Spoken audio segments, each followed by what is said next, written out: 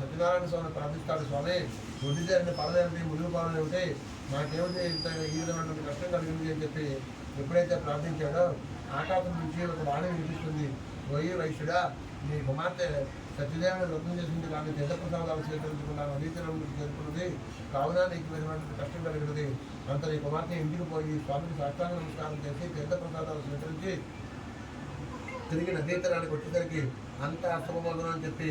ఆకాశం నుంచి విన్నటువంటి వాణి విని ఆ కళావతి పరుగున ఇంటికి వెళ్ళి స్వామికి సాష్టాంగ నమస్కారం చేసి తీర్థప్రసాదాలు చేసుకొని తిరిగి నదీతరానికి వచ్చేసరికి తన భర్త నామతో సైతముగా ధర్మతో సైతముగా పైకి తేలిండడం చూసినటువంటిది చాలా సంతోషించి అప్పుడు తన తండ్రికి చెప్పింది, తండ్రి నేను పుట్టినప్పుడు చేస్తానన్న వ్రతము మీరు ఈనాటి వరకు ఆచరించలేదు, కావున మనకు అడుగడుగునా ఈ విధమైనటువంటి కష్టాలు సంప్రాప్తమవుతున్నాయి, ఇక ఆలస్యం చేయడానికి వీల్లేదు, మనం ఇప్పుడే వెంటనే